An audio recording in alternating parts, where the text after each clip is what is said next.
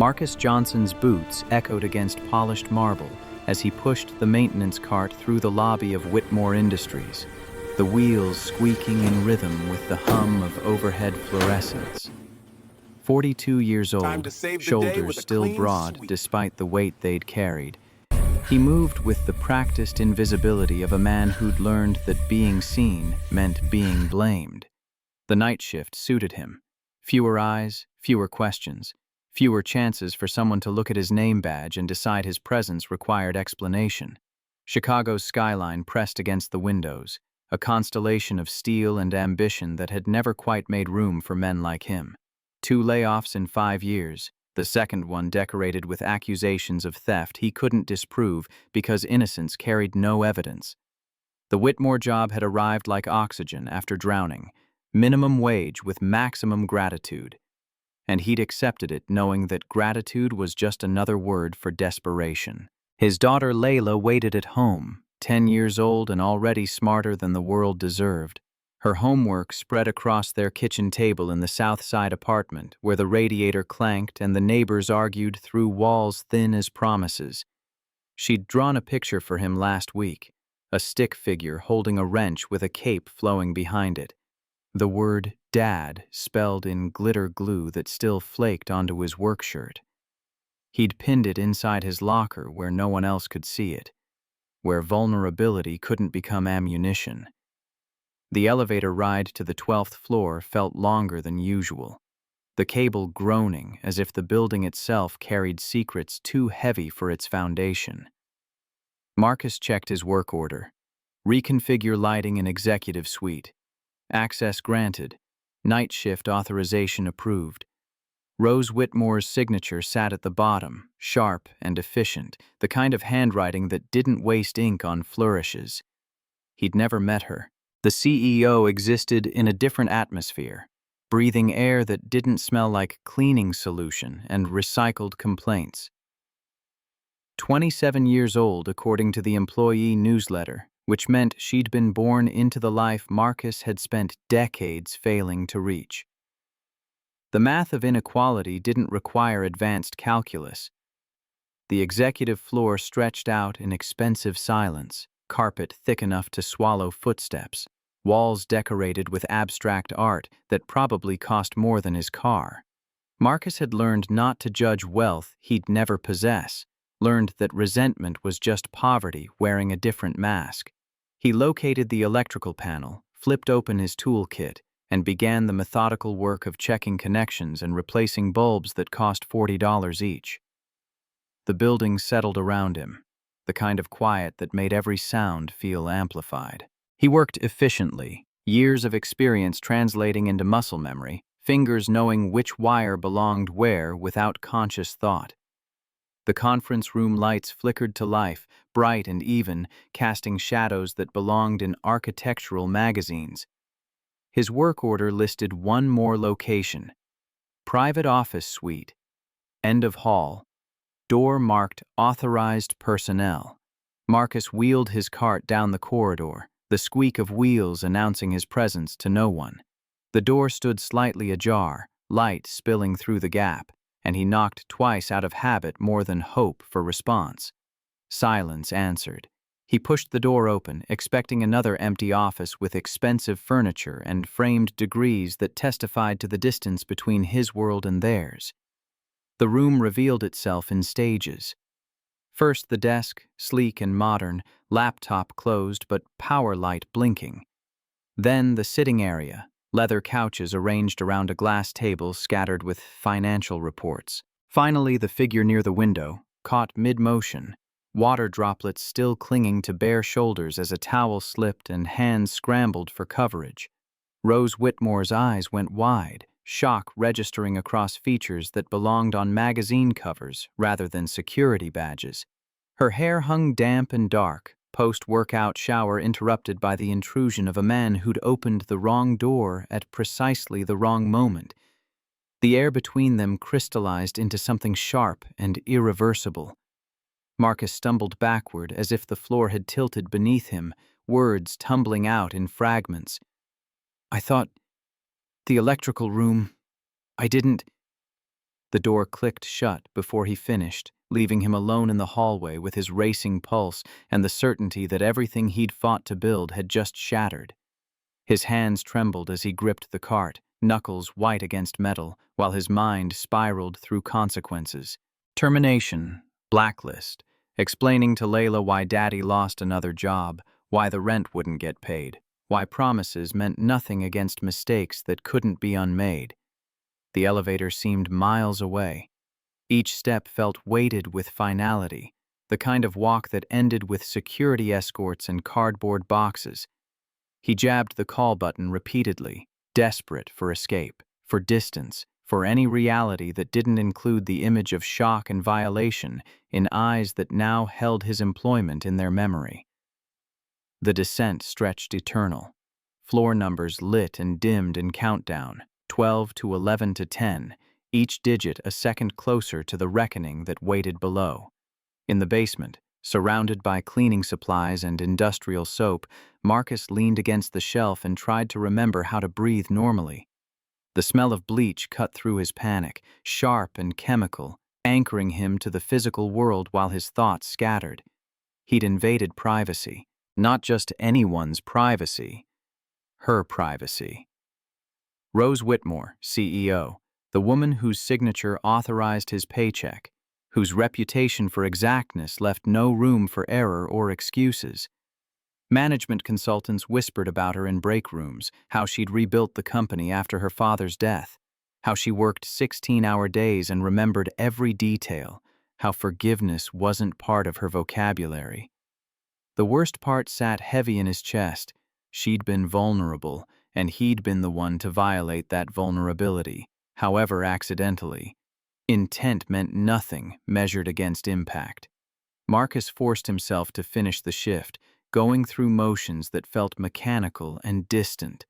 Replace soap dispensers, check exit signs, log maintenance in the system with handwriting that looked nothing like his usual steady script. At 6 a.m., and he clocked out and drove home through streets beginning to wake, the city stretching and yawning into another day of hustle and hope he no longer felt entitled to claim. Layla sat at the kitchen table munching baby carrots, legs swinging in the rhythm of childhood, oblivious to disaster. Her smile hit him like absolution he didn't deserve. "Why so quiet, Daddy? You look like you dropped your soul down a drain." He managed a response that felt like lying. "Just tired, pumpkin. Long night." She accepted this with the faith children grant their parents, returning to her coloring book where superheroes saved cities and everything broken could be fixed with the right combination of courage and crayons.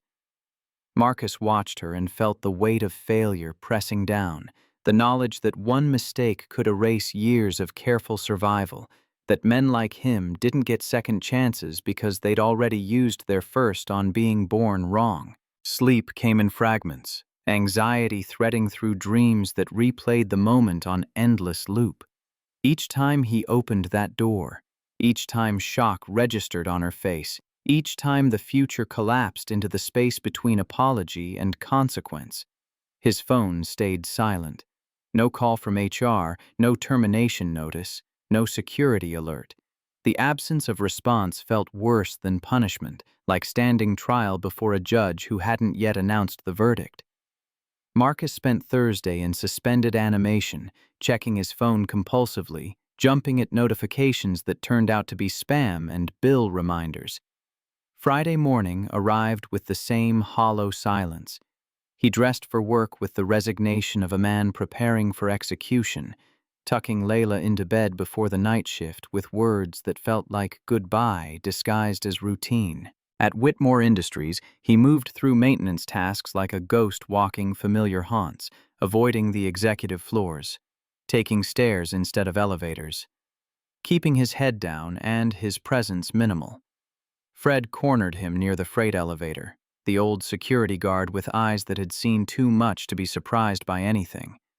70 if he was a day, voice graveled by decades of cigarettes he'd quit but never forgotten. "Boss lady asked your name." Marcus's chest tightened. "That's it?" Fred offered a styrofoam cup of coffee, the cheap stuff from the break room that tasted like burnt optimism. Didn't yell, didn't fire, just asked. Wrote it down too, careful like.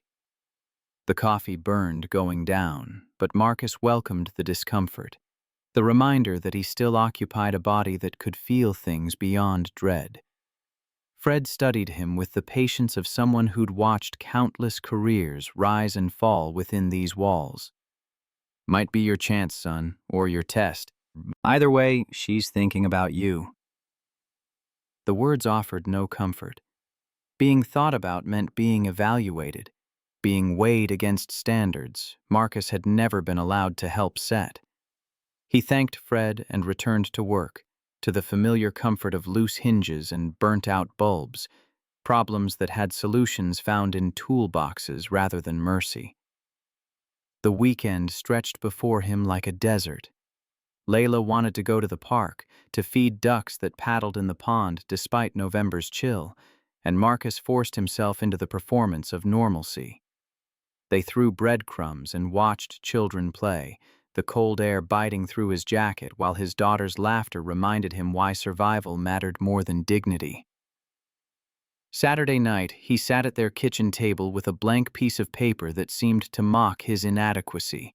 6 drafts later, the words finally came.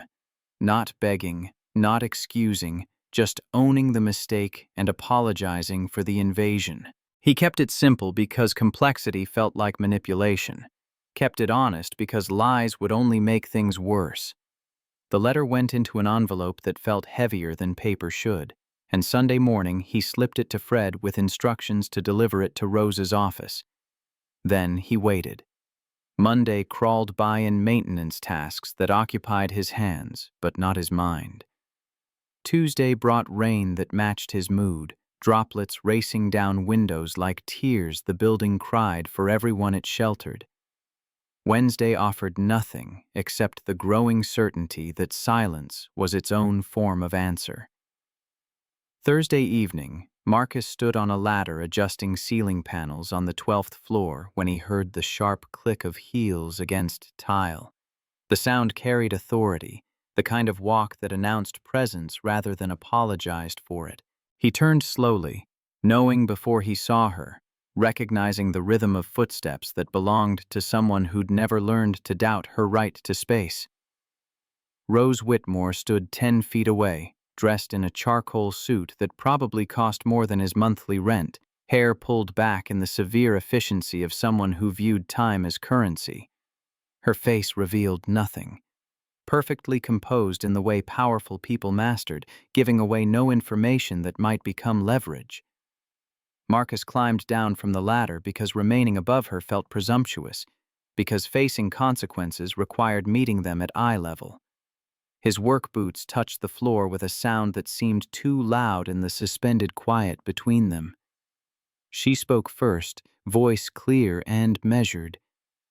"Marcus Johnson." He nodded, throat too dry for words. Her eyes held his, brown and sharp and searching for something he couldn't name. "I read your letter. You didn't make excuses. Most people would." The observation hung between them, neither praise nor condemnation, just a statement of fact delivered with the precision of someone who'd learned to trust actions over promises. Marcus waited, years of experience teaching him that responding too quickly looked like desperation. She reached into her portfolio and withdrew a clipboard, holding it out with the same efficiency she'd probably used to sign merger documents and termination papers. "I need the lighting reconfigured in my office suite. Night shift. Full access." Marcus took the clipboard, fingers brushing the metal clip that held work orders identical to dozens he'd completed. But this felt different, weighted with meaning beyond the technical specifications for lumens and wiring diagrams. This wasn't forgiveness. Forgiveness would have come with warmth, with reassurance, with the comfortable distance of moving past discomfort into reconciliation. This was something stranger. This was trust offered not despite the mistake, but because of how he'd owned it. Rose turned without waiting for response, heels clicking back down the corridor with the same purposeful rhythm that had announced her arrival.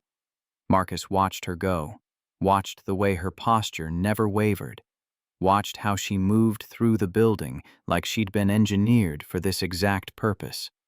Later that night, carrying his toolkit toward her office suite, Marcus passed the infamous door again, the one he'd opened in error, the one that had split his life into before and after.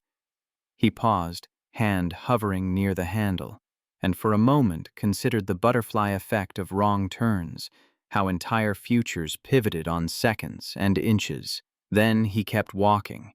Some doors, once opened, taught lessons that echoed long after they closed. The trick was learning which doors to approach and which to leave sealed, which mistakes to fix, and which to simply survive. At home, Layla had fallen asleep with her history book open on her chest, pages filled with dates and names of people who'd shaped the world through choices they probably thought were just Thursday. Marcus pulled the blanket over her, tucking it around her shoulders with the careful tenderness of someone who understood how fragile safety could be. He whispered into the darkness, "Maybe things are finally turning, baby." The words felt like hope, which made them dangerous. Hope required belief in futures that hadn't yet been written, in outcomes determined by effort rather than inevitability. Marcus had learned to be careful with hope, to ration it like medicine that worked best in small doses. But as he drove back to Whitmore Industries for the night shift, watching the city lights blur past his windshield, he allowed himself the smallest flicker of possibility. Not certainty, not confidence, just the tentative acknowledgement that sometimes the worst moments opened doors that had been locked all along. The following week unfolded with the careful tension of walking a tightrope strung between buildings where one misstep meant falling into consequences he couldn't afford. Marcus moved through the executive floors with heightened awareness, each step measured and deliberate, every action weighted with the knowledge that trust was fragile and attention could transform into scrutiny without warning. He reconfigured the lighting in Rose's suite, replacing old fixtures with LED panels that cast a cooler, more efficient glow across surfaces that had probably never been touched by hands like his. The work itself was straightforward, the kind of task he could complete half asleep after years of similar installations. But he approached it with the focus of someone defusing a bomb, checking and rechecking connections, testing voltage levels 3 times instead of once, ensuring that nothing he did could be questioned or criticized. Competence had always been his shield against the doubts that followed him through workplaces where his presence was tolerated rather than welcomed. Rose didn't speak to him for the first 3 nights. She'd arrive after he'd already started working, her heels announcing her approach down the corridor before she appeared in the doorway. She'd settle behind her desk with the quiet efficiency of someone comfortable with solitude, laptop opening with a soft click, and dive into work that kept her there past midnight. Marcus learned to time his presence carefully, arrive early enough to avoid disrupting her routine, but late enough that the regular staff had departed, leaving them in the peculiar isolation that came with being the only 2 people occupying a space designed for hundreds. He didn't linger, didn't make small talk or offer observations about the weather or the city lights visible through her floor-to-ceiling windows. Didn't test the boundaries of the access she'd granted or presume that professional tolerance meant personal interest. Years of being invisible had taught him how to occupy space without claiming it, how to be present without being noticed, and he deployed those skills with precision that came from survival rather than strategy. On the 4th night, as he climbed down from replacing a recessed bulb above her desk, she spoke without looking up from her laptop. "Do these lamps need special bulbs? They burn out faster than the others." Marcus examined one of the decorative fixtures on the side table, unscrewing the top with hands that had learned to be steady when everything else shook. The bulb inside was halogen, expensive and inefficient, chosen for aesthetics rather than function, the kind of decision made by designers who never paid their own electric bills. These are decorative, not built for long hours. I'd recommend LEDs, less heat, longer life, better for extended use. She nodded once, a sharp dip of her chin that transmitted approval without unnecessary elaboration. Make the change. It was a small moment, barely worth remembering in the grand scheme of corporate hierarchies and work orders. But Marcus felt something shift, a hairline crack in the wall that separated their worlds. She'd asked his opinion. She'd accepted his expertise. She'd treated him like someone whose knowledge had value beyond the capacity to follow instructions written by others. The next night, she surprised him again. "Johnson, are you always on the night shift?" He looked up from his toolbox, meeting her eyes directly because avoiding them would suggest he had something to hide. "Yes, ma'am. Easier with my daughter. I pick her up from school in the afternoon, help with homework, make sure she's fed and settled before I come in." Her head tilted slightly, curiosity breaking through the professional mask she wore like armor. "You have a daughter." It wasn't a question, but he answered anyway. "Layla. 10 years old. Smart as a whip, but hates math with a passion I can't quite understand." The corner of Rose's mouth moved, not quite a smile, but something adjacent to it, a micro-expression that suggested she'd accessed a memory she rarely visited. "I hated math too. Still do, actually. That's why I have accountants." The words came out soft, almost reluctant, as if she'd surprised herself by sharing something personal with a maintenance worker she barely knew. Then she returned to her work, and Marcus returned to his, and the moment passed without ceremony or acknowledgement. But it had happened. She'd offered a piece of herself, small and seemingly insignificant, yet precious for its rarity in a woman who'd learned to guard her vulnerabilities behind walls of professional distance. Days accumulated into patterns that felt almost comfortable. Marcus would arrive at his designated time, set up his equipment with the quiet competence of experience, and work, while Rose conducted business that never seemed to end. Phone calls in clipped professional tones, typing that sounded like rain on pavement, occasional sighs that suggested the weight of running a company fell heavier at night when there was no audience to witness the burden or offer sympathy she probably wouldn't accept anyway. Sometimes they talked, brief exchanges that never quite crossed into conversation, but weren't quite silence either, existing in that liminal space where two people acknowledge each other's presence without committing to connection. She mentioned taking over Whitmore at 25 after her father's sudden death, mentioned the 12-hour days because she didn't know what else to do with time that used to be filled with someone else's expectations, mentioned the absence of siblings or pets or anyone waiting at home in the expensive high-rise where she probably slept 4 hours a night if she was lucky. Marcus listened without offering the kind of platitudes people usually deployed when confronted with grief or loneliness. He'd learned that listening was a skill undervalued in a world that rewarded talking, that sometimes the best thing you could offer someone was attention without agenda or the expectation of reciprocity. He didn't offer advice or pity, didn't try to fix something that wasn't broken so much as carefully arranged to function despite missing pieces. And Rose kept pulling him back in, kept asking questions that suggested genuine curiosity rather than the polite interest powerful people manufactured for subordinates they'd forget by morning. She asked about Layla's school, about Marcus's previous jobs, about how he'd learned to work with electrical systems and building infrastructure.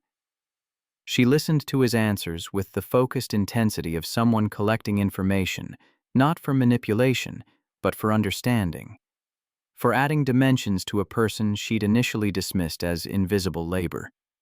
One night, while reviewing floor schematics for a building-wide lighting upgrade that would require coordination across multiple departments, she said, "Some people think being alone means you're lonely, but sometimes it just means you don't want to be disappointed again." The observation hung in the air between them, neither confession nor complaint, just a statement of fact delivered with the same precision she used for quarterly earnings reports.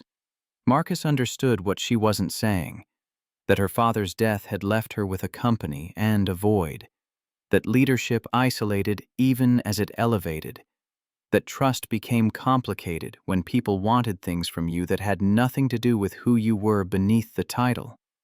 He kept working, kept being present in the way he'd perfected over years of professional invisibility, and offered no response because some truths didn't require validation or argument.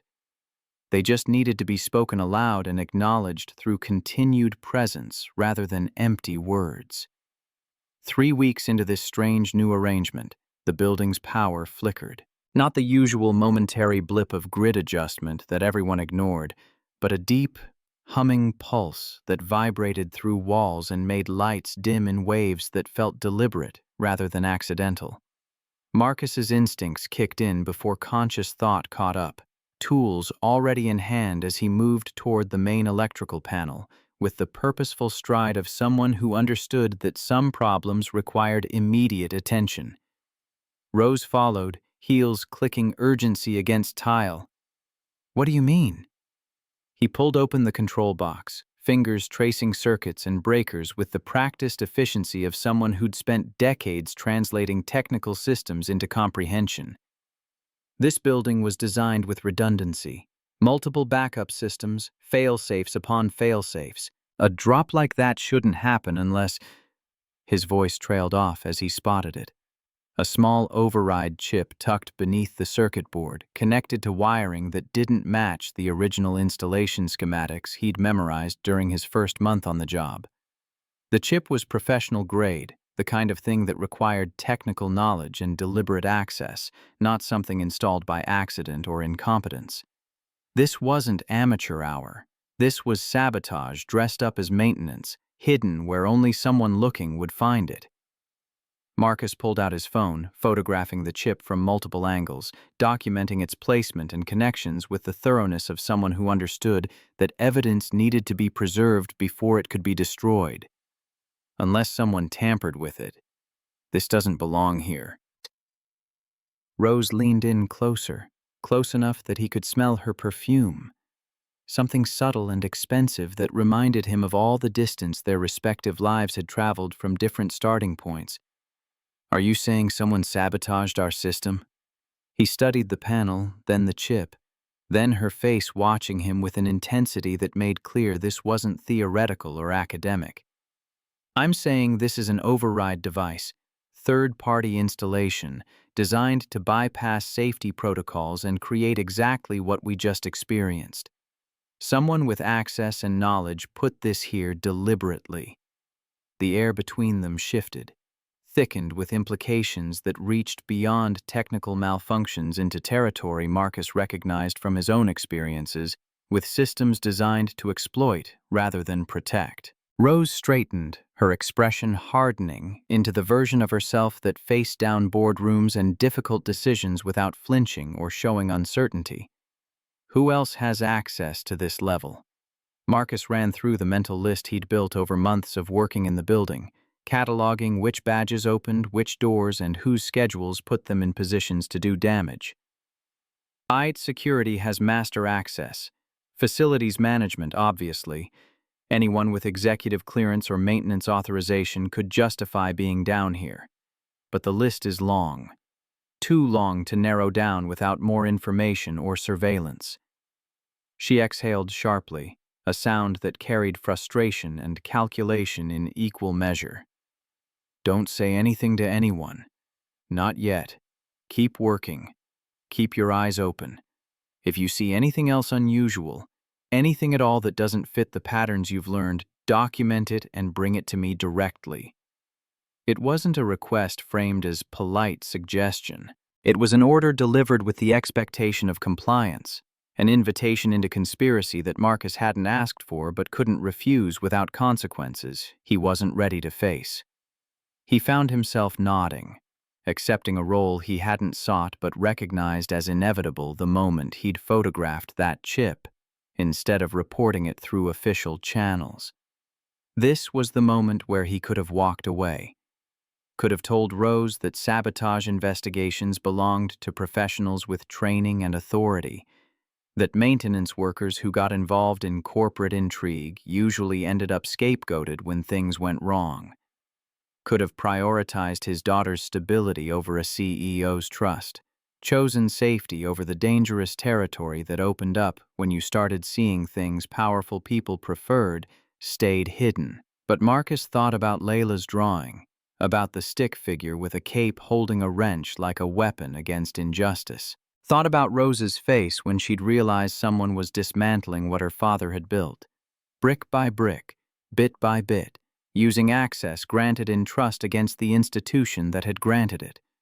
Thought about how many times in his life he'd stayed silent when speaking up might have mattered, when noticing wasn't enough if noticing didn't translate into action. His voice came out steadier than he felt. "I'll keep my eyes open.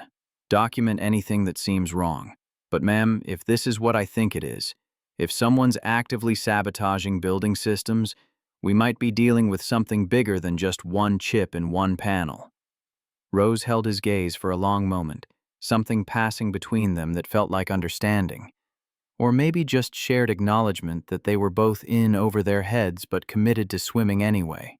The fluorescent lights hummed above them, recently restored to full power, casting harsh shadows that made the basement feel more like a crime scene than a workplace. She nodded once. Decision made. Then we find out how big it is before we decide what to do about it. Quietly, carefully. No official reports until we know who we can trust. Marcus understood what she wasn't saying, that corporate hierarchies protected themselves first, that whistleblowers got destroyed more often than celebrated, that sometimes the only way to fight corruption was to gather evidence in shadows before dragging it into light. He'd seen it before in other jobs, other buildings, other moments where doing the right thing required doing questionable things first. They stood there for another minute, two people who'd been thrown together by accident and circumstance, now bound by something that looked like conspiracy but felt more like necessity. Then Rose turned and walked back toward the elevators, her posture never wavering, her pace steady despite having just learned that someone inside her company was committing sabotage that could have injured workers or damaged systems beyond repair. Marcus remained behind, staring at the override chip that represented either paranoia or prescience, unable to shake the feeling that finding it had changed everything in ways he couldn't yet predict but would certainly have to face. Marcus began arriving an hour earlier than his shift required, using the extra time to walk the corridors with the unhurried attention of someone cataloging irregularities that most people would dismiss as coincidence or equipment aging naturally. He carried a small notebook tucked behind his tool belt, the kind with a black cover that looked like every other maintenance log but contained observations that had nothing to do with faulty wiring or burned-out bulbs. The flicker on the 9th floor that always returned at precisely 1:17 a.m., regular as clockwork despite 3 different repair attempts. The office door on 14 that never quite latched despite multiple adjustments to the strike plate and hinges, as if someone had deliberately misaligned the mechanism. The faint smell of cigarette smoke near the emergency stairwell, even though Whitmore had been smoke-free for 6 years, suggesting someone was using the fire escape for unauthorized breaks or unauthorized meetings. Everything went into the notebook, written in the cramped handwriting of someone documenting evidence without knowing what crime was being committed, or whether pattern recognition would reveal conspiracy or merely the ordinary dysfunction of aging infrastructure. Fred noticed the change, his security guard instincts sharp enough to recognize when someone's patterns shifted from routine to purposeful. "You looking for something specific, or just looking?"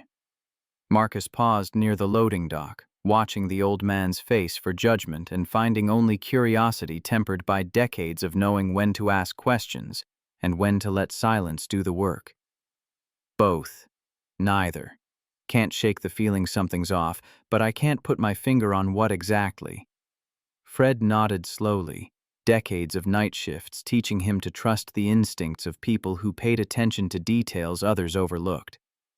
Buildings got a way of talking if you know how to listen. You hear something I should know about? The temptation to share what he'd found in the electrical panel pressed against Marcus's chest like indigestion. But Rose's instructions had been explicit, and the reasoning sound: trust no one until you know who's trustworthy, assume everyone has access until proven otherwise. Just keeping my eyes open, probably nothing. Old buildings make strange noises, right? The lie tasted bitter, but some promises required dishonesty with everyone except the person you'd made them to. Fred studied him for another moment, then shrugged and returned to his rounds, leaving Marcus alone with his notebook and the growing certainty that whatever was happening at Whitmore Industries went deeper than one override chip in one electrical panel.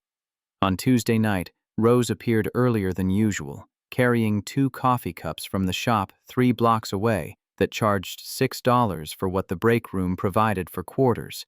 She set one on the workbench beside Marcus's toolkit, black with no sugar, somehow knowing his preferences without asking, or perhaps just assuming that people who worked night maintenance couldn't afford complicated tastes. "We need to talk." She handed him a folder containing printouts that looked like they'd been pulled from secure databases, pages dense with network activity logs and timestamps that meant nothing to most people but clearly meant something to her based on the highlights and margin notes in her precise handwriting. Someone's been exporting encrypted files from the R&D division, using a backdoor built into the system over a year ago, maybe longer. My father didn't authorize it. Neither did I. IT Security ran diagnostics after you found that chip and discovered this. Marcus scanned the pages, recognizing patterns even if he couldn't read the technical language. Repeated access at unusual hours, data transfers in volumes that suggested systematic theft rather than isolated incidents, routing through external servers that had no legitimate business connection to Whitmore. "This stuff's way above my pay grade, ma'am." Her response came swift and certain, no hesitation or doubt. "But not above your instincts. You notice things others don't. That chip you found, IT Security confirmed it shouldn't exist, that it was installed recently by someone with physical access and technical knowledge of our systems. Someone inside. Someone we probably see every day and trust." The weight of her trust settled over him like a coat he hadn't asked for but couldn't refuse without explaining why he deserved less faith than she was offering. She was handing him permission to investigate, to dig into corners that maintenance workers weren't supposed to see, to become something more than the invisible labor that kept buildings functional while remaining beneath the notice of people who made decisions. He looked up from the folder, meeting her eyes with the directness of someone deciding whether to step off a cliff or back away from the edge. "What exactly are you asking me to do?" Rose's expression shifted, vulnerability flickering beneath the professional armor she wore like second skin.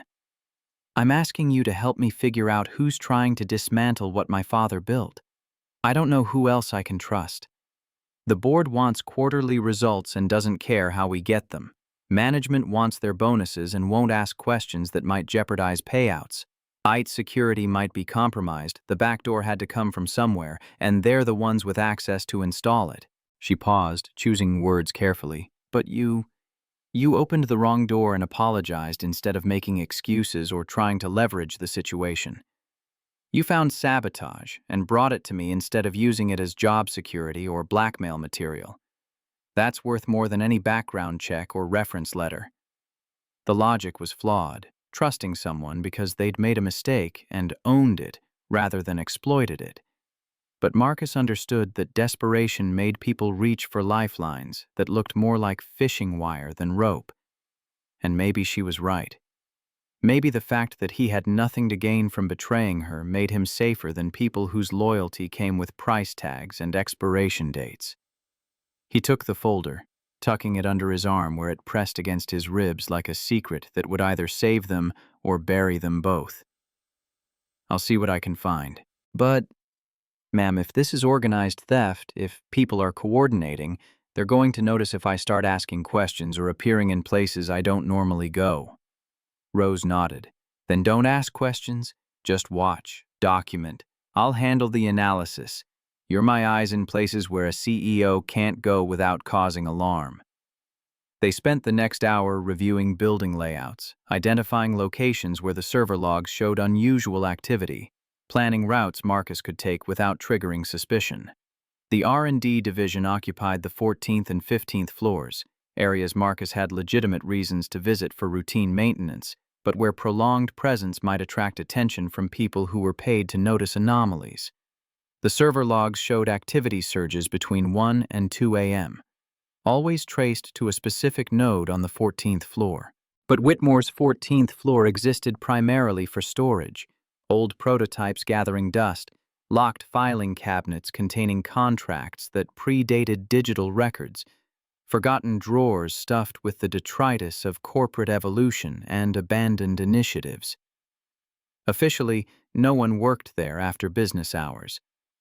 Unofficially, the logs told a different story, one that required investigation rather than speculation. Marcus made his way up just past midnight 2 nights later, timing his arrival for the dead zone between security rounds when Fred would be on the opposite side of the building, checking perimeter doors.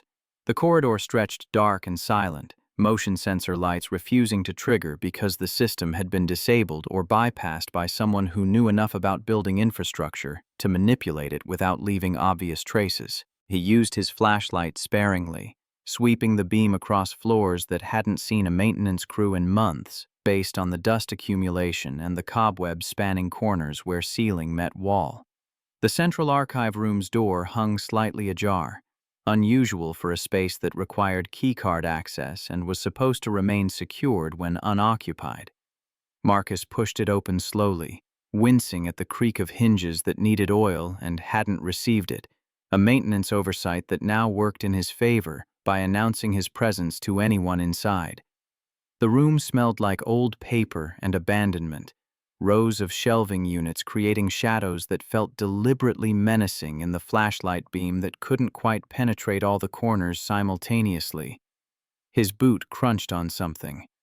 Plastic, a torn cable sheath, fresh enough that the edges hadn't started to yellow or curl, recent installation or recent removal. He crouched, examining the floor with the flashlight, following a trail of debris to a corner panel that had been hastily screwed back into place.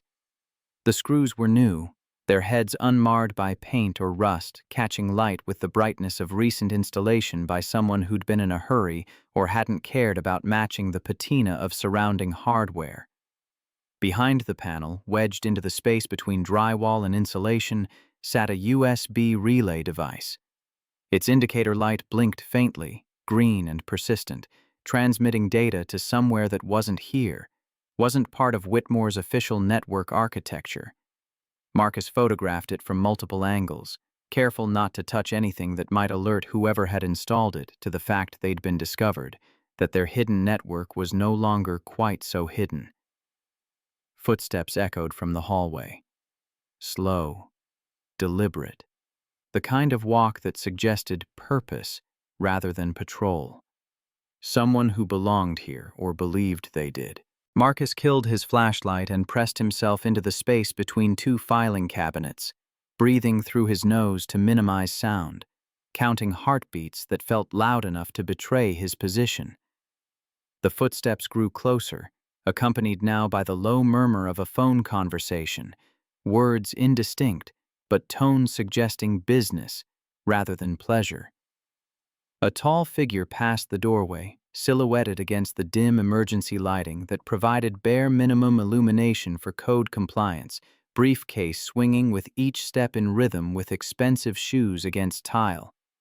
The voice was male, educated, carrying the casual authority of someone accustomed to giving orders and having them followed. Phase 2, Monday. She suspects nothing. The chip was a test. If they'd found it and understood what it meant, we would have known to accelerate timeline. But radio silence suggests it went unnoticed or was dismissed as equipment malfunction. Marcus's pulse hammered in his ears, adrenaline sharpening focus while simultaneously making his hands want to tremble. This wasn't paranoia or pattern recognition creating conspiracy from coincidence.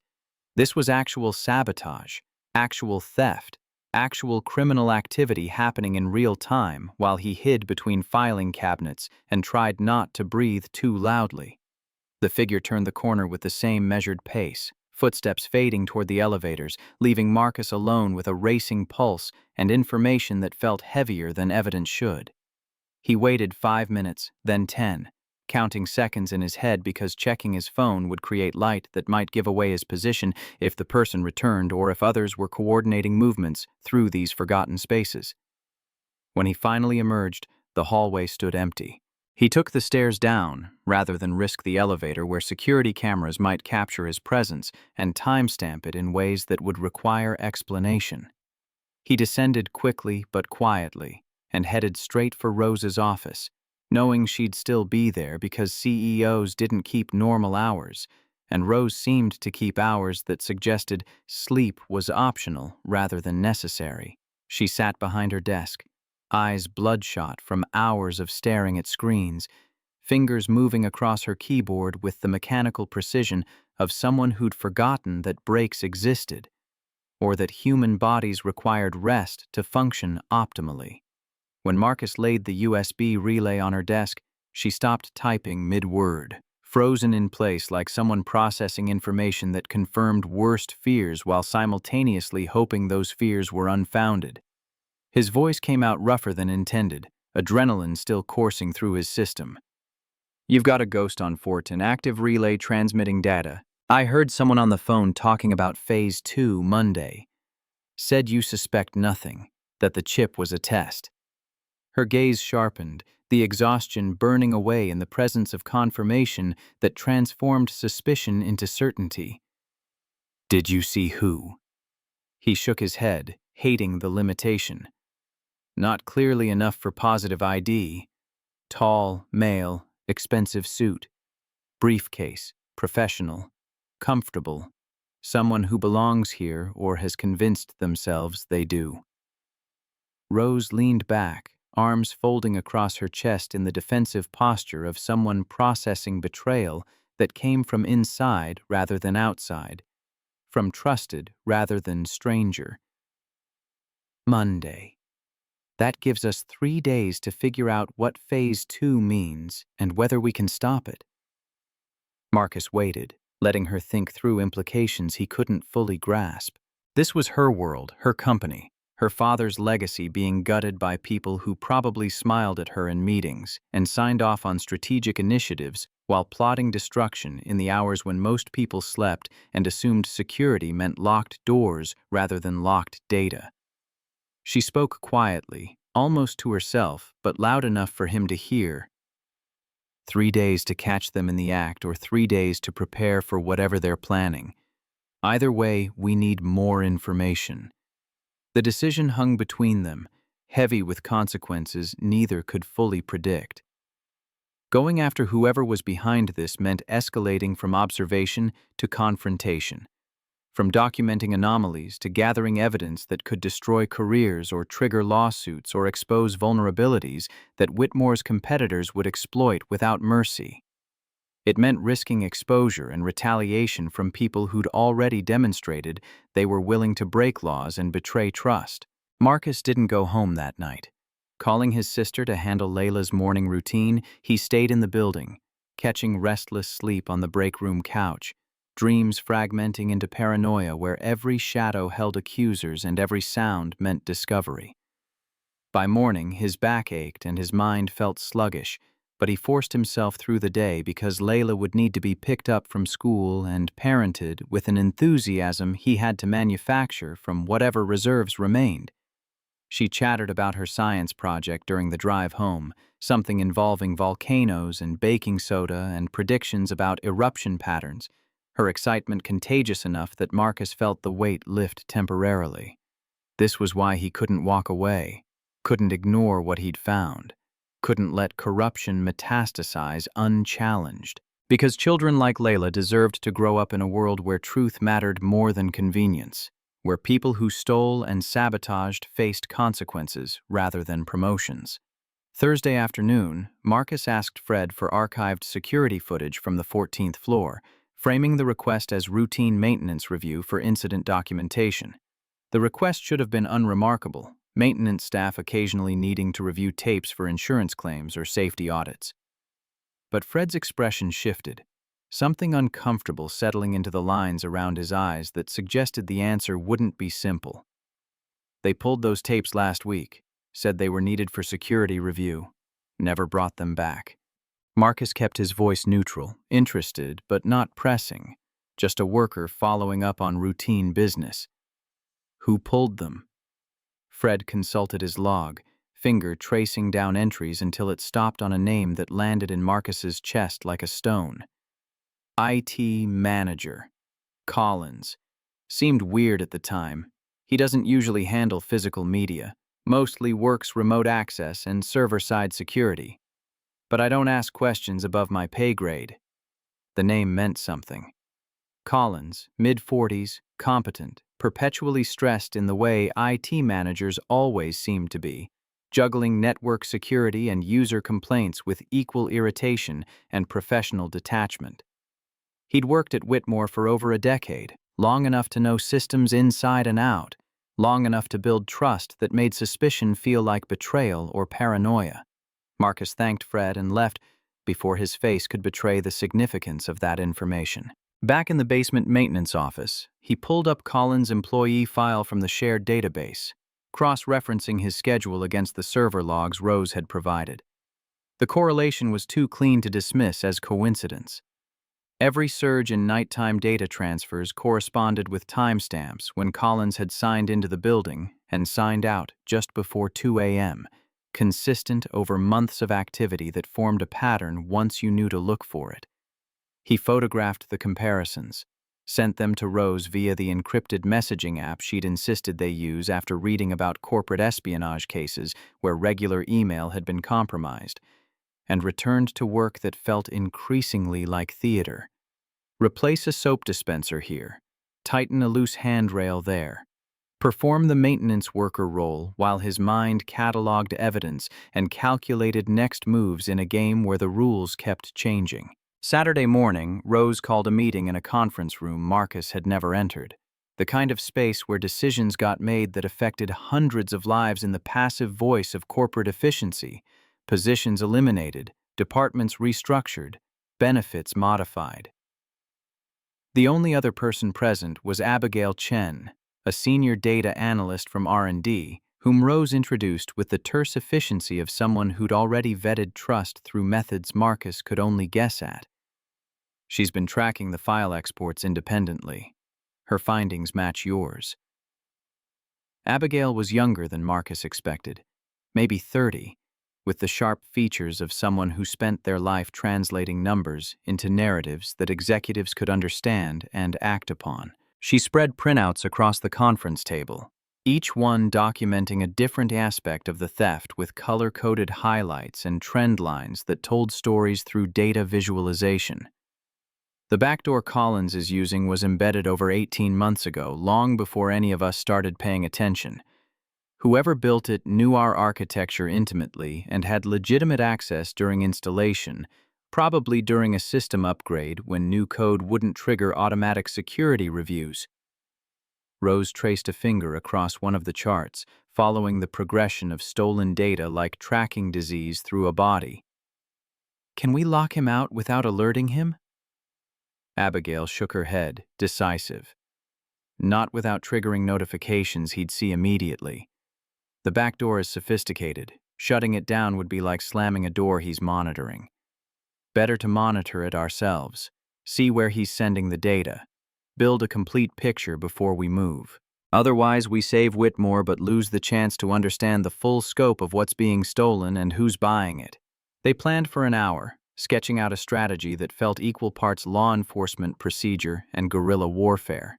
Install a secondary monitoring relay in the 14th floor's sub-panel, one Collins wouldn't notice because it would piggyback on existing infrastructure and mimic normal traffic patterns.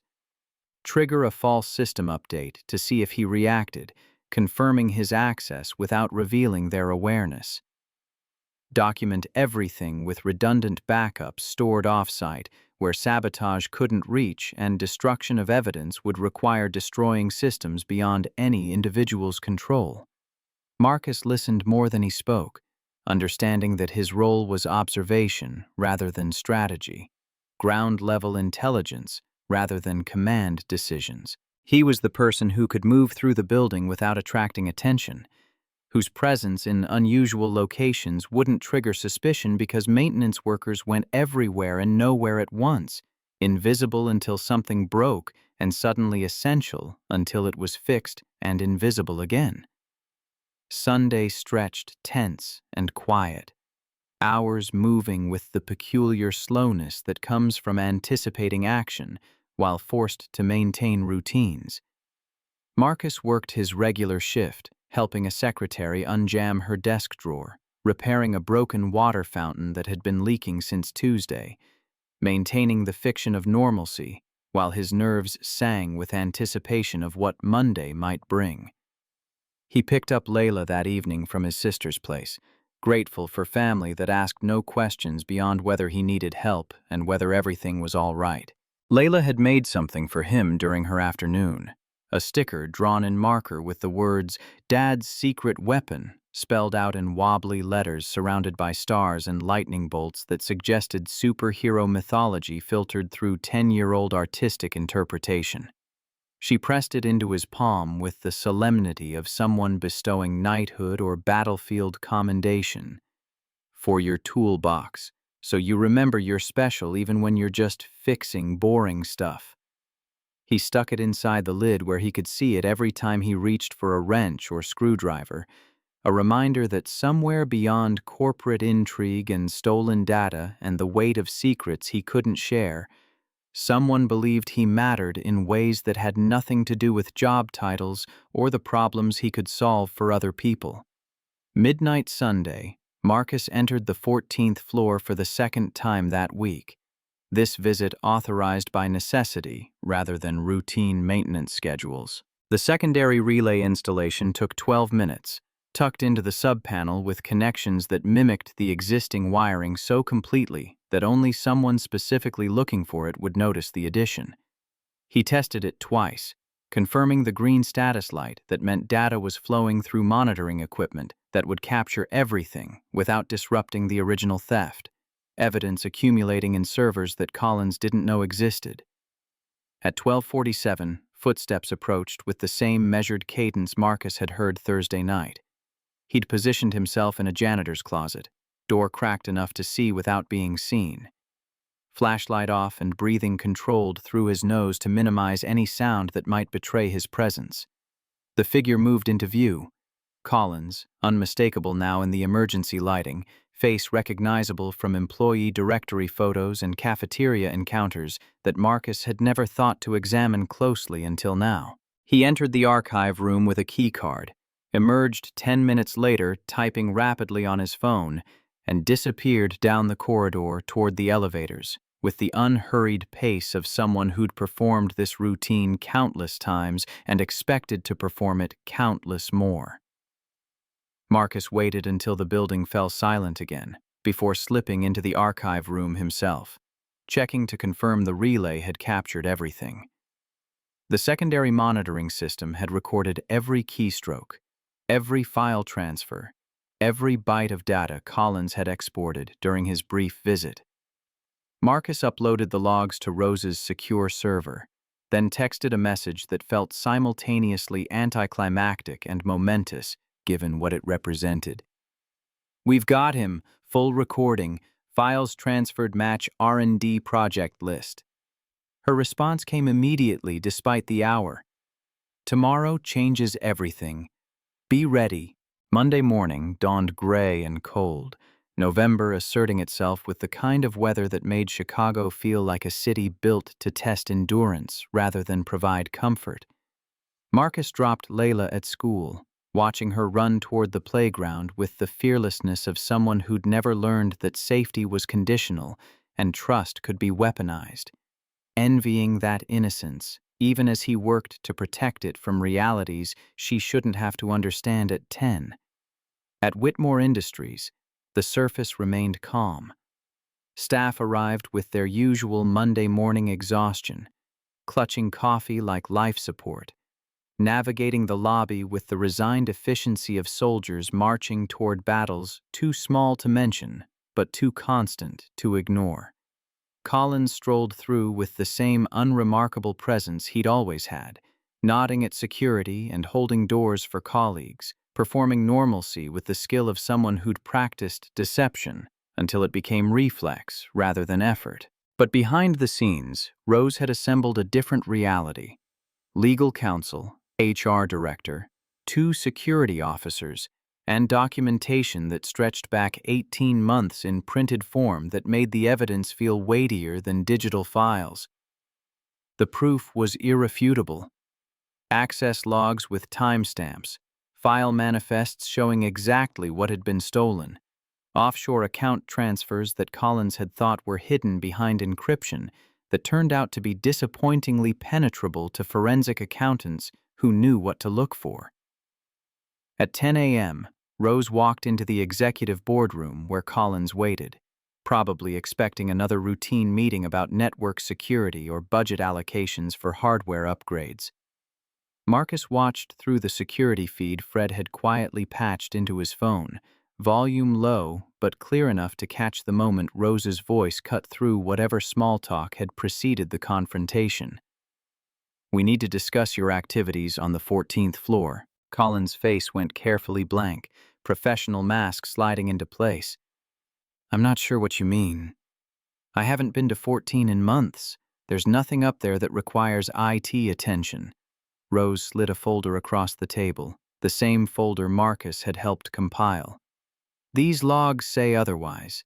18 months of unauthorized access, files exported to external servers, a backdoor you installed during the system, upgrade you personally supervised. We have video, timestamps, and the cooperation of federal authorities who are very interested in corporate espionage."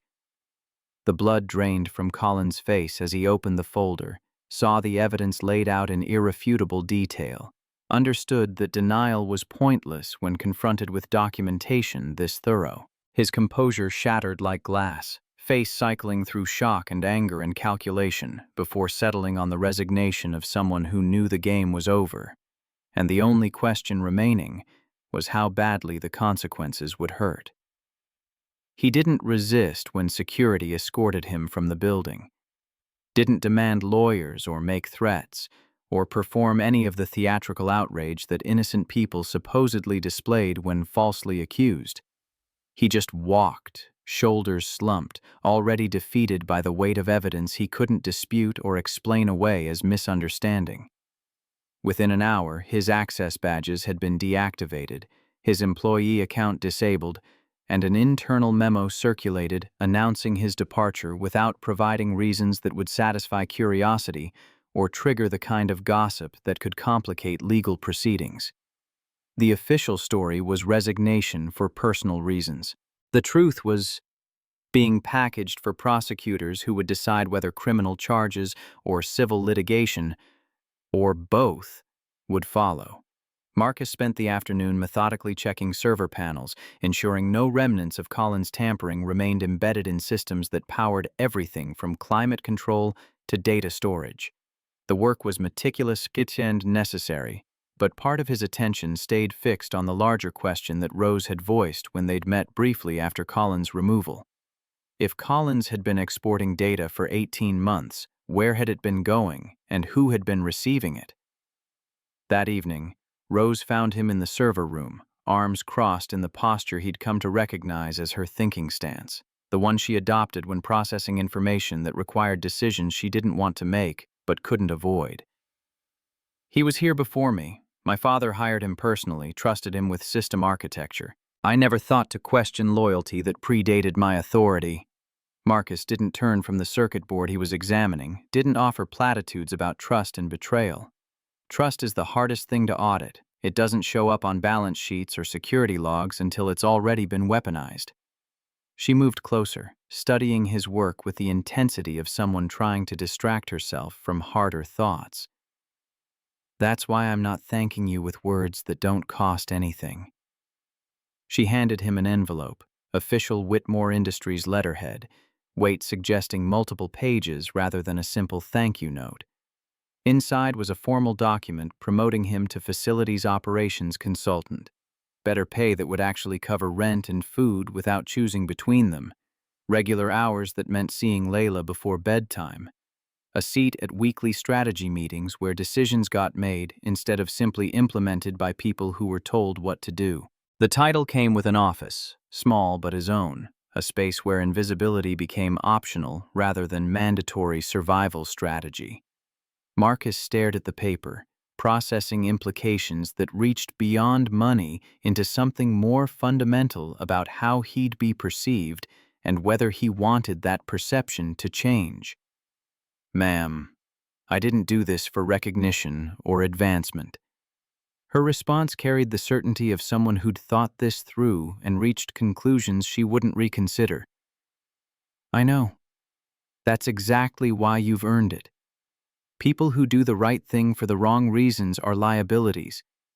People who do it because it's right regardless of personal benefit are assets worth keeping."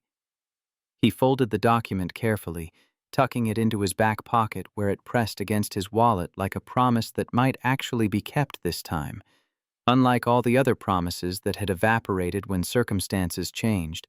The promotion meant financial stability, meant being able to afford things beyond survival, meant Layla could have music lessons or summer camp or any of the 100 small luxuries that separated childhoods of scarcity from childhoods of possibility. But it also meant becoming visible in ways he'd spent years avoiding. Meant having his name appear on organizational charts and email distributions. Meant being someone who could be blamed when things went wrong because he was no longer invisible enough to escape accountability for decisions made by others. The next few days unfolded in the strange aftermath of victory that didn't quite feel complete, like winning a battle while knowing the war continued somewhere beyond the visible horizon. Marcus transitioned into his new role, learning to navigate meetings where people used words like strategic initiatives and operational synergies, with the straight faces of true believers who'd convinced themselves that corporate jargon made ordinary problems sound sophisticated enough to justify their salaries. He attended budget reviews and safety committee sessions, contributed observations that people actually wrote down instead of dismissing, and slowly realized that competence had always been there. It had just been ignored because his previous job title didn't command the attention that consultant somehow did. As if changing the words on a business card changed the quality of the ideas inside someone's head. Layla noticed the change immediately, her 10-year-old perception sharp enough to catch details adults often missed in their preoccupation with larger concerns. "You dress fancier now, like the dads on TV who work in offices." He glanced down at the collared shirt he'd bought specifically for meetings, still not quite comfortable with sleeves that buttoned rather than rolled, with fabric that required ironing rather than just looking clean enough.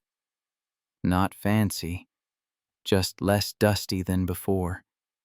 She grinned with the particular satisfaction of children who see their parents succeeding. "Mom would be proud, if she was still here."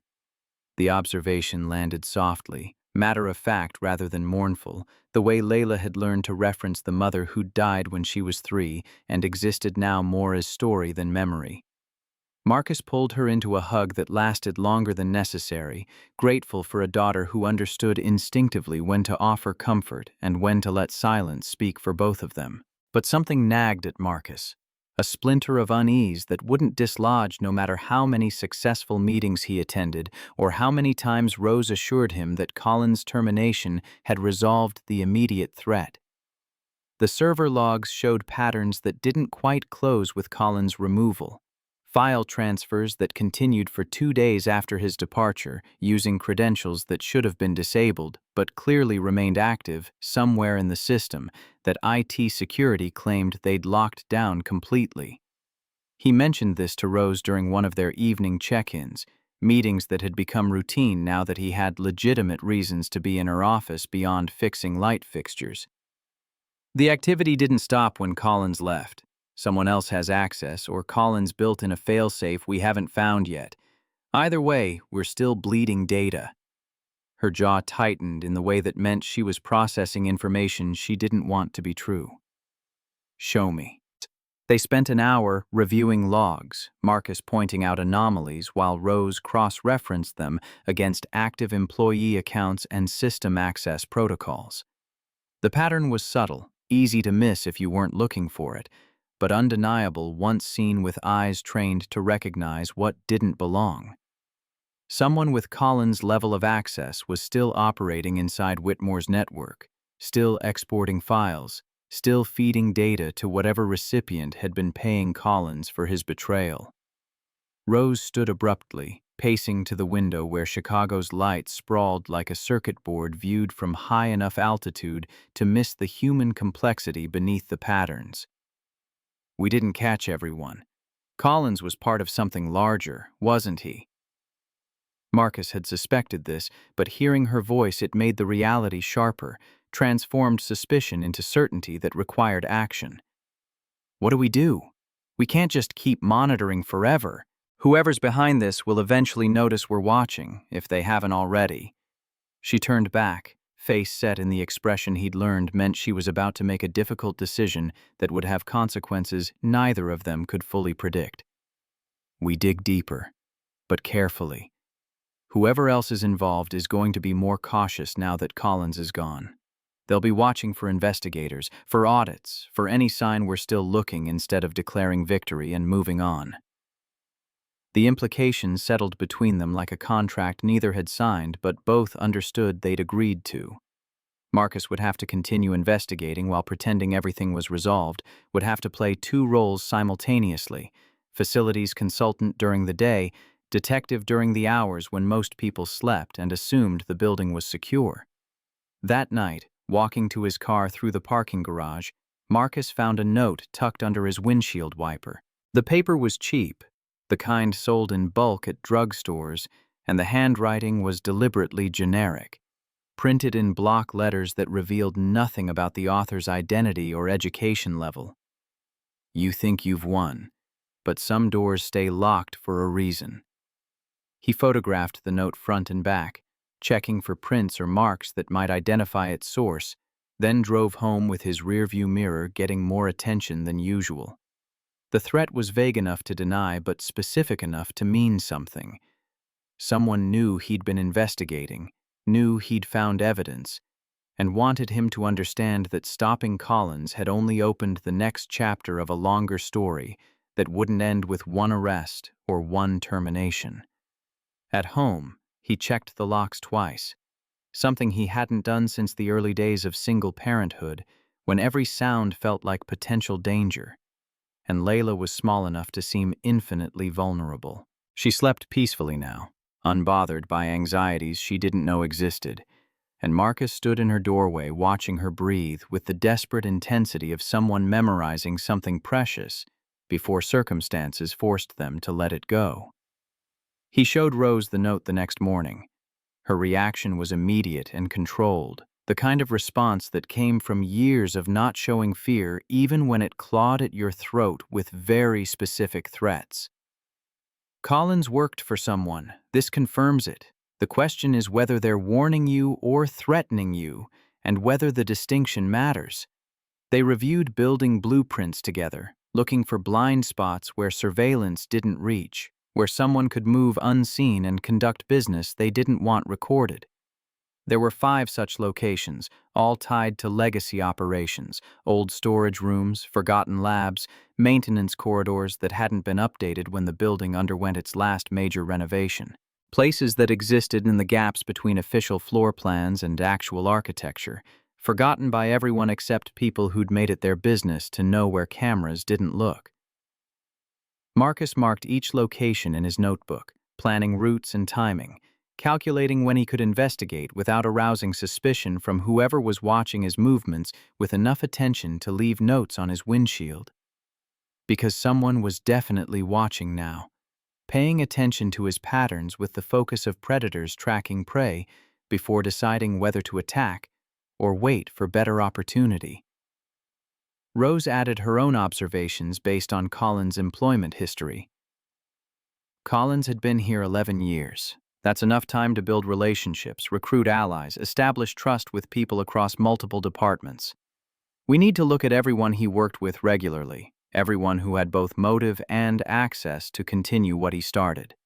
The task felt overwhelming, like trying to find a specific grain of sand on a beach by examining each one individually while the tide kept bringing more.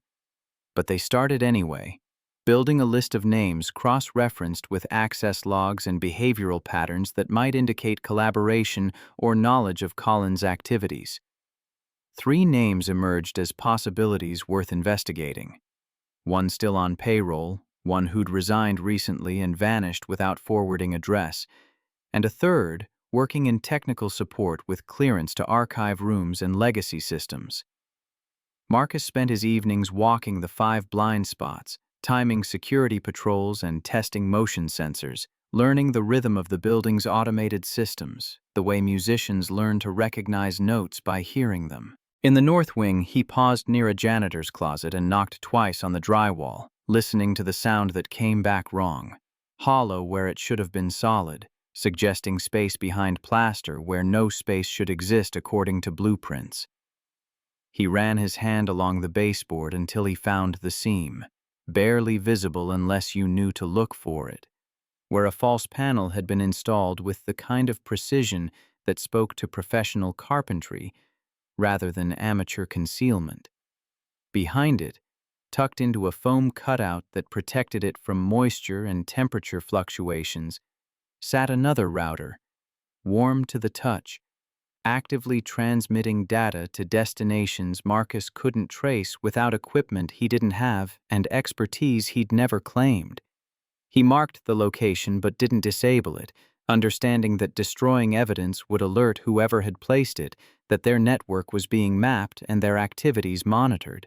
Instead, he photographed everything, documenting the installation and its connections with the thoroughness of someone who'd learned that evidence needed to be preserved exactly as found if it was going to survive legal challenges.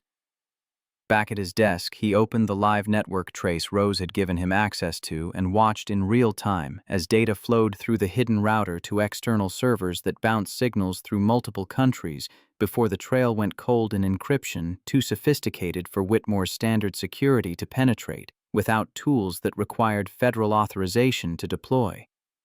Someone inside the building was still bleeding data, still feeding information to recipients who'd paid Collins and would certainly pay whoever had replaced him in the supply chain of corporate theft. The operation wasn't dead. It had merely adjusted to account for one captured piece, reorganizing around the loss like a corporation adapting to market disruption by finding new suppliers or changing distribution channels. Marcus wrote up his findings in the kind of report he'd never imagined having to create, detailing locations and evidence with the thoroughness of someone who understood that documentation was the difference between accusation and proof, between conspiracy theory and criminal prosecution. He delivered it to Rose in person, watching her face as she read, seeing the weight accumulate behind her eyes with each paragraph that confirmed their worst suspicions. When she finished, she looked up with an expression that mixed determination and exhaustion in proportions that suggested she was running on reserves that wouldn't last much longer. "We need help. This is bigger than 2 people can handle alone, and I'm tired of pretending we can fix everything ourselves." The admission felt like defeat and pragmatism in equal measure. They'd caught Collins through careful observation and strategic planning, but the larger network required resources beyond what a CEO and a facilities consultant could deploy while maintaining their day jobs. It required law enforcement, federal jurisdiction, the kind of investigative power that came with badges and warrants and the legal authority to compel cooperation from people who'd perfected the art of looking innocent while committing crimes in plain sight. Rose made the call that evening, reaching out to contacts who connected her with Agent Thorne, a federal investigator specializing in corporate espionage and data theft. His voice on the speakerphone carried the flat professionalism of someone who'd heard every story and believed none of them until evidence appeared in forms that couldn't be disputed. "Your whistleblower packet was thorough. Almost too thorough, which raises questions about how you obtained some of this information without proper authorization. Rose didn't flinch from the implicit accusation. We obtained it by paying attention when everyone else assumed the janitor was invisible and the systems were secure. If you're concerned about admissibility, I'm happy to discuss procedures, but the theft is real, the evidence is solid, and every day we debate methodology is another day criminals are stealing technology that took years to develop. The line went quiet for a moment. Then Thorne spoke with something approaching respect bleeding through professional skepticism. Fair enough. I'll need to meet in person, review your evidence, determine if federal jurisdiction applies, and whether we can build a case that survives defense attorneys who get paid more than I make in a year. Can you come to the field office downtown? They arranged a meeting for the following evening, late enough that Marcus could drop Layla with his sister without raising questions about why her father was suddenly conducting business that required federal investigators. He dressed carefully, choosing clothes that split the difference between consultant and maintenance worker, not wanting to look like he was trying too hard to be something he wasn't, but also not wanting to seem unprofessional in front of people whose opinions might matter for outcomes he couldn't predict. The federal building loomed gray and institutional, exactly what Marcus expected from architecture designed to intimidate rather than welcome, to remind civilians that government had power and resources they didn't. Thorne met them in a back room that smelled like old coffee and bureaucratic efficiency. Lean and sharp-eyed in a suit that had seen better decades, but was maintained well enough to suggest professionalism even when budgets didn't support updates. He studied them both with the assessing gaze of someone accustomed to evaluating credibility based on micro-expressions and consistency of narrative. Why now? You could have reported Collins to internal security and moved on with your lives. Why risk your careers and potentially your safety by digging deeper? Rose's response carried no hesitation or doubt. Because waiting meant becoming complicit. I won't let my company be gutted by people who smile in meetings and steal in shadows, who weaponize trust against the institutions that granted it. This isn't about protecting reputation or stock prices. It's about principles that matter more than convenience.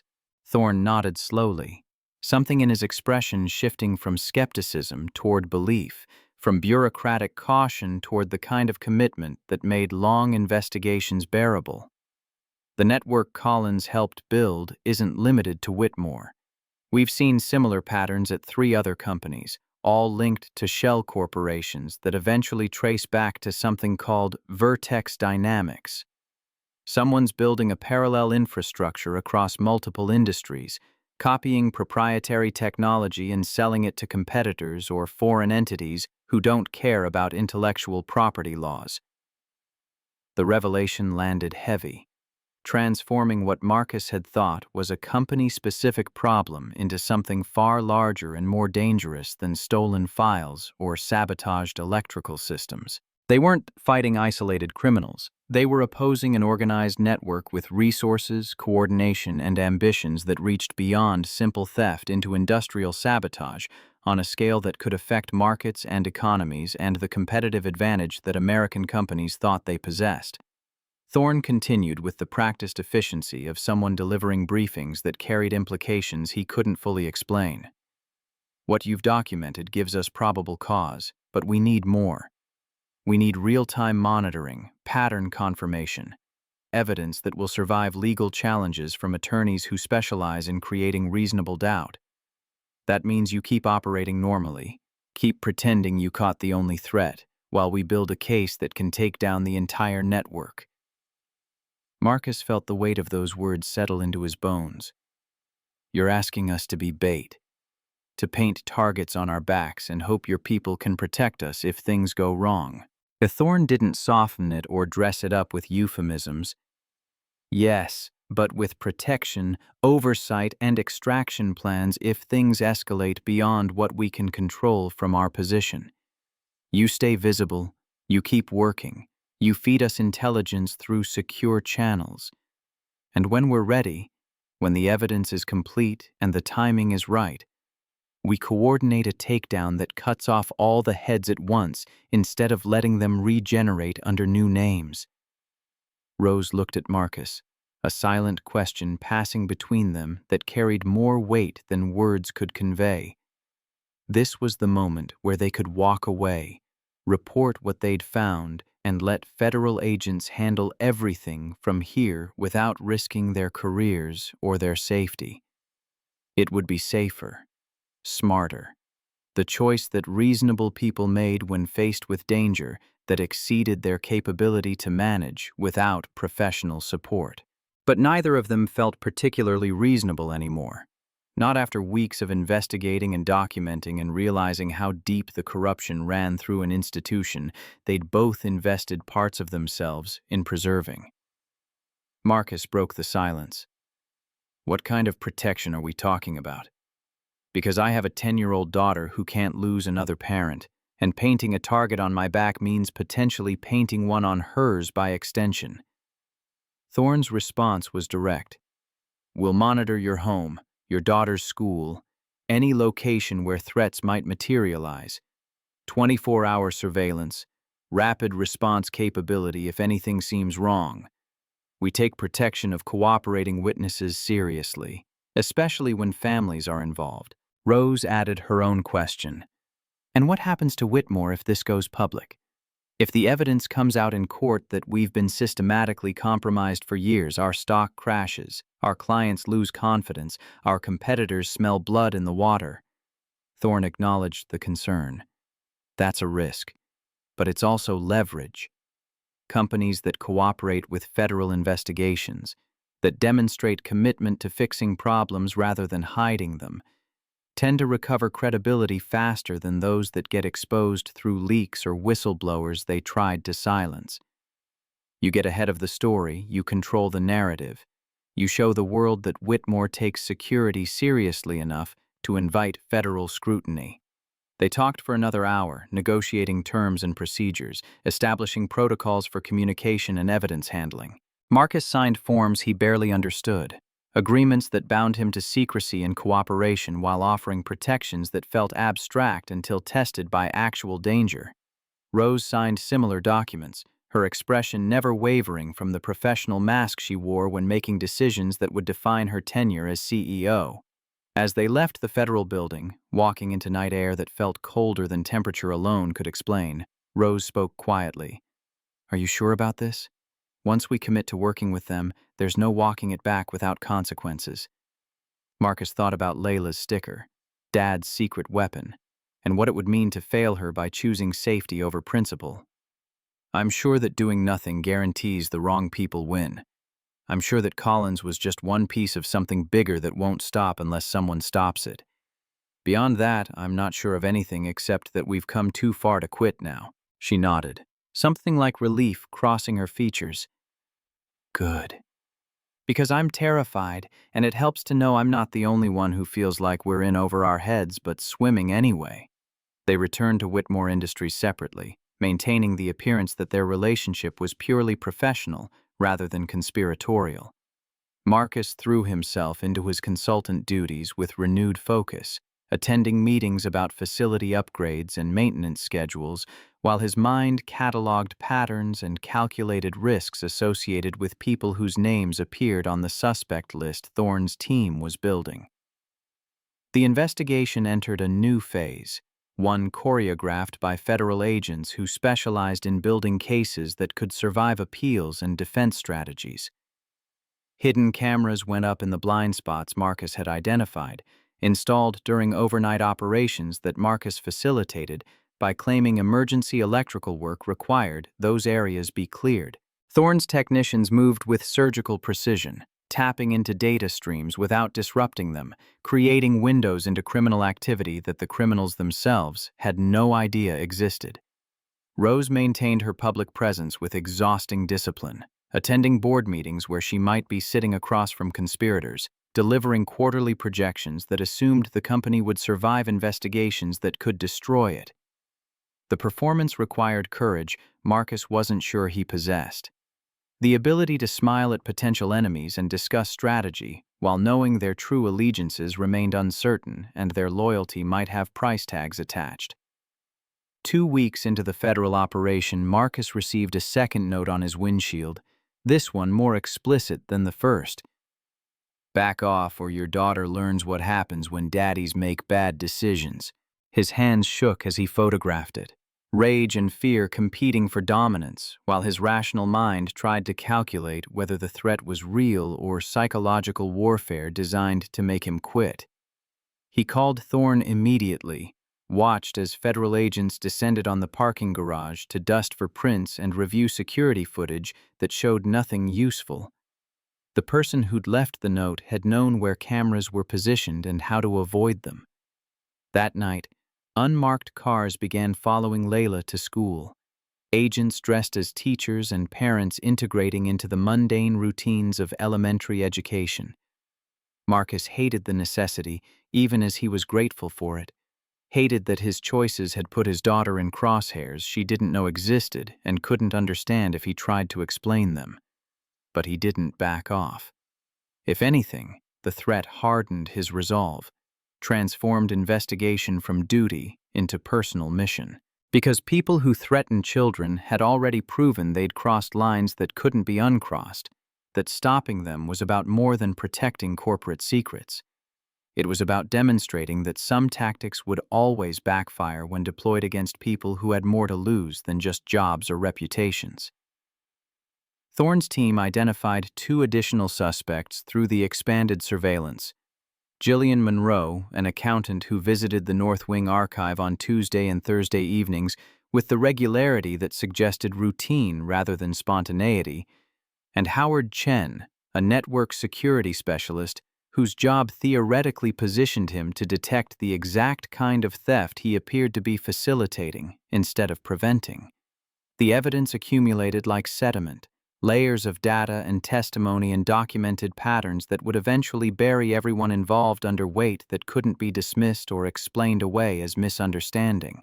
Monroe and Chen were coordinating through encrypted messages hidden in routine work files, discussing target lists and delivery schedules with the casual language of people who'd grown comfortable with criminality through repetition. 3 weeks after Colin's termination, Thorne called an emergency meeting. "We're ready to move. We've traced the network back to Ethan Cole, former VP at a company your father acquired, Rose. He was forced out during the merger and apparently decided to turn expertise into revenge. He founded Vertex Dynamics 6 months after leaving Whitmore, and he's been systematically recruiting insiders at companies he worked with to build a theft operation that spans multiple industries." Rose went pale as memory assembled itself into recognition. "Cole. My father trusted him completely. Said he was the future of the company before the allegations surfaced about selling client lists. We paid him off to leave quietly, thought that would be the end of it. But it hadn't been the end. Cole had taken everything he'd learned at Whitmore and weaponized it, turned institutional knowledge into criminal enterprise, used hiring processes to plant collaborators who would execute his strategies while he remained safely distant from direct involvement. Collins, Monroe, Chen, they were all hired within a year of Cole's departure, probably recruited during interview processes he'd influenced or controlled. Thorne laid out the operation plan. Simultaneous raids on Vertex Dynamics locations across 4 cities, coordinated arrests of identified conspirators, seizure of servers and financial records that would document the full scope of the network. It would happen Monday morning, exactly 3 months after Marcus had first found the override chip that started this entire investigation. Sunday night, Marcus couldn't sleep.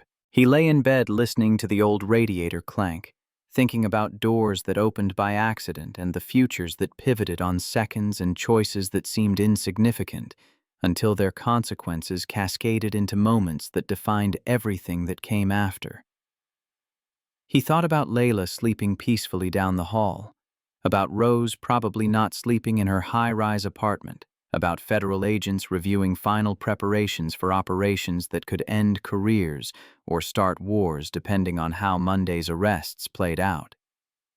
At dawn, he dressed carefully and drove to Whitmore Industries, watching the sunrise paint Chicago in colors that made the city look clean and new, despite the corruption that festered in buildings that looked pristine from distance. Rose was already there, dressed in armor of a charcoal suit that made her look older and harder.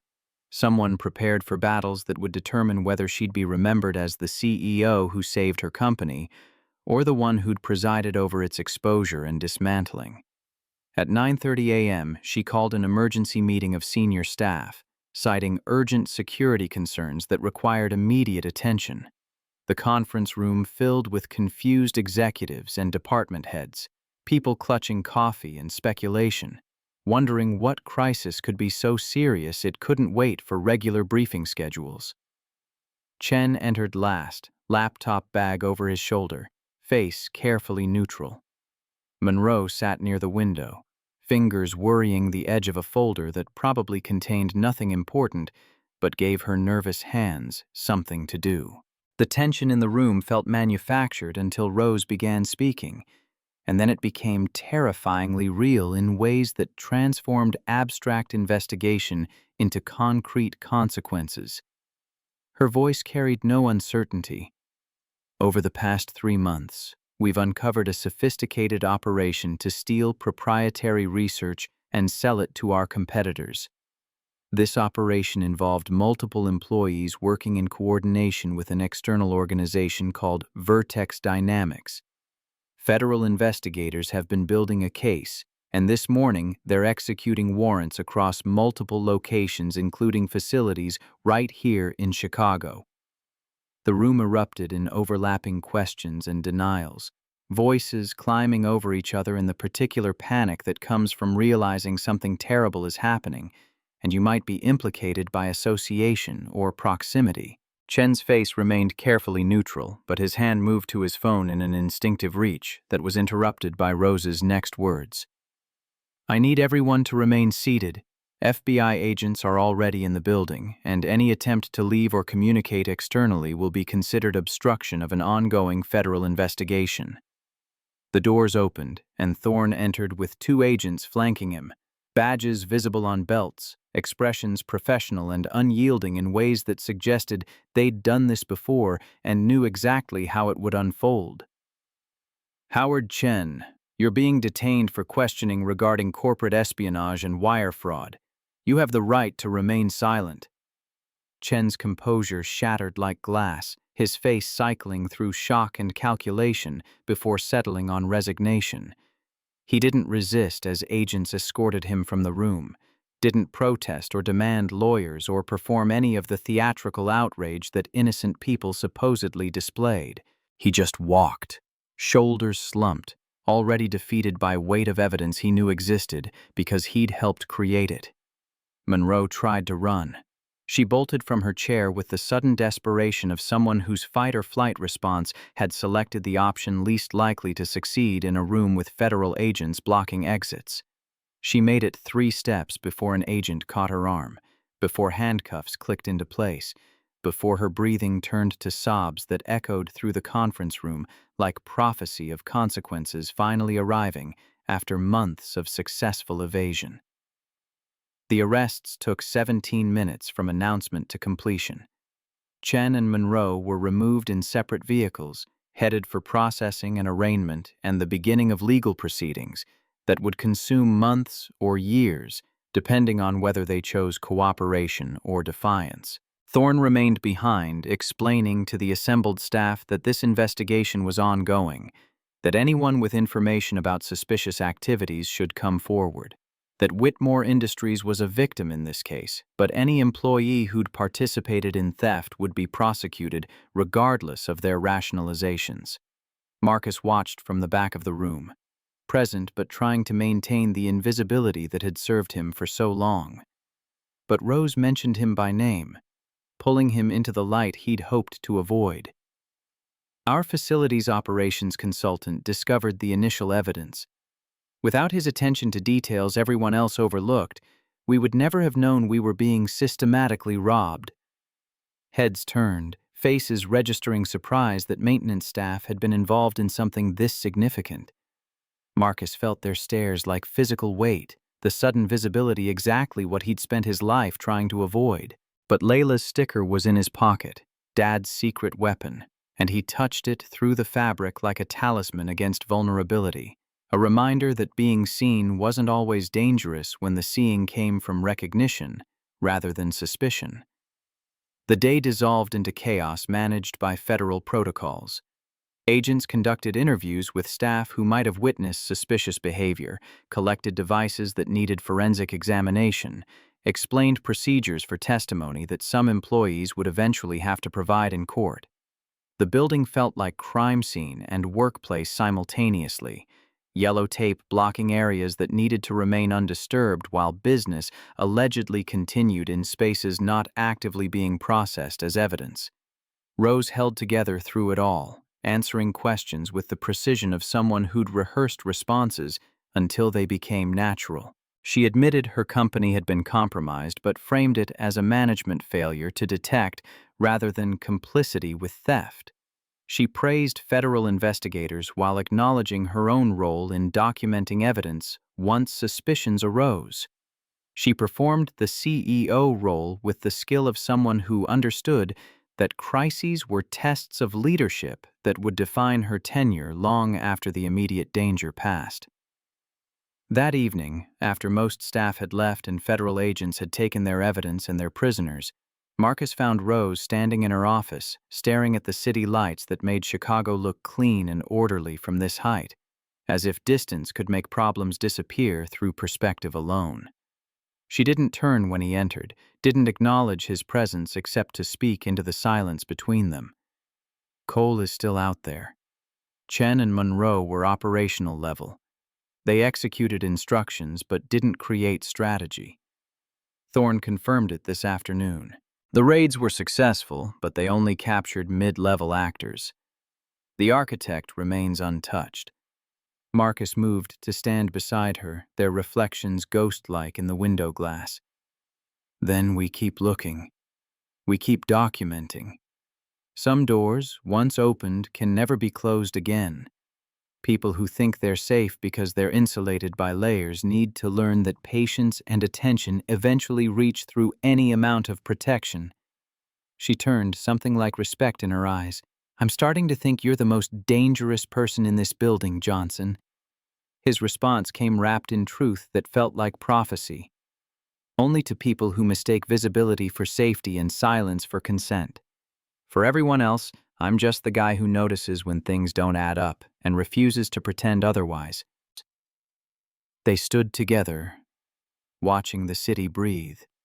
Two people thrown into partnership by accident and bound by choice, understanding that the work wasn't finished, but the foundation had been laid for whatever came next. Somewhere out there, Ethan Cole was reading news reports about arrests and raids, calculating his next move, adjusting strategy to account for losses he'd considered acceptable risks. The game wasn't over. It had merely entered a new phase where the players knew each other's names and the stakes had climbed toward consequences that would reshape more than just one company. Marcus thought about Layla, about the world she would inherit, about whether that world would be shaped by people who stole in shadows or people who stood in light and refused to look away. The answer wasn't certain, but the trying mattered more than guaranteed outcomes. His phone buzzed. "Rose, thank you. For everything. For noticing. For staying. For being someone I can trust when trust feels like gambling with explosives." He typed back, "Someone has to pay attention. Might as well be us." Her reply came immediately. "Might as well be us." 3 words that felt like oath and acknowledgement, promise and acceptance. They were in this together now, for better or worse, until the investigation concluded or consumed them. Marcus checked the locks, went to bed with uneasy sleep, and woke the next morning, ready to face whatever Monday would bring.